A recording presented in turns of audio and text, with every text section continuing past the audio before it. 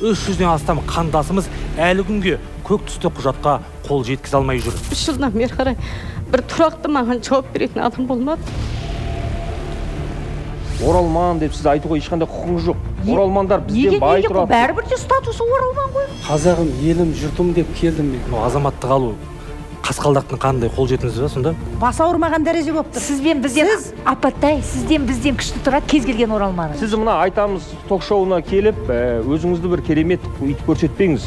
Иә, Құдайдан қорқыңыз. Осыдан 15 жыл бұрын неғып айтпадыңыздар? Неғып ана ақ үйге барып айқайлап айтпадыңыздар? Бәріңіз батыр болдыңыздар. Құжаттардың мысалы тізімін азайтып, келу жолын жеңілдетуге мемлекет неге мүдделі емес? Егер 10 адам істеп жатқан болса, соның 9-ы заң білмейді. Азаматтықсыз қазір қалай күн көріп жұмыс істейсіз бе? Азаматтығым болмағандық үшін мен ешқашан жұмысқа да алмайды. Көшеде мысалы қара жұмыс істеп жатқан аталар да бар көптеген. Бізде мына көші-қон деген үлкен бизнеске айланған. Делдалға мен 700 мың теңгем кетті. 300-ден астам отбасының қанаған жұмыстан кеткесін, ақшасынаған полицияның білмеуі мүмкін емес қой? Әрине. 300 миллион теңге демек белгілі бір адамдардың қалтасына кетті деген сөз.